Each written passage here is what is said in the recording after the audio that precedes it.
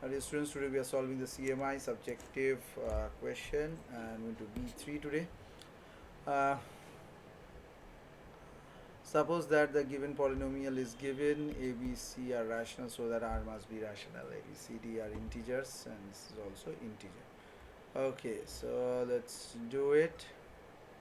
They have a very interesting pattern over here, so there's a number of questions also, and alongside that the marks also increasing, so it's like 11 plus 12, 30, 23, 30, 26, 36, and this is 40, 50, and the last two must be 15 then.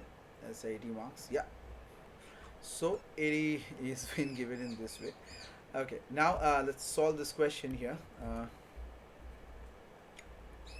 In the B13, so the multiplicity of the root R must be either 2 or 4. Okay, this is the multiplicity of the root, and in the later case, like px x minus r whole to the power 4, x to the power 4, 4r x is q, 6r square x square minus 4r q x plus r4. Okay, so as 4r is rational, so as so is r, so the multiplicity of 2. So in this case, so this is a px part, so 4r is a rational number, so is r, so the multiplicity is 2, and the non-real roots are complex conjugates of r, and only repeated root is px. So r is the only common root of px and p prime x, and r is a simple root of p prime x as well. So the GCD of p comma p prime is x minus r by looking at the complete factorization of px and p prime x into the linear terms. So GCD we can take, so therefore r is rational. Next is sorry,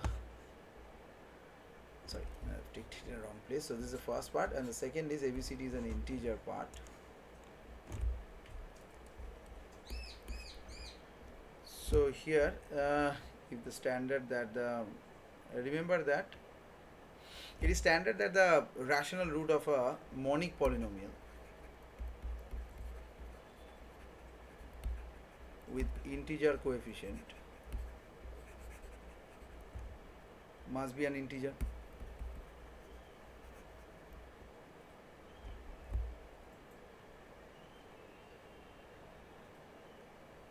So prove that maybe write a rational number r equal to m by n with GCD of mn equal to 1. Okay, substitute into the polynomial clear powers of n denominators and reduce the n. Cannot be divisible by any prime, because that the prime would then be divided into m as well. So n equal to plus minus 1.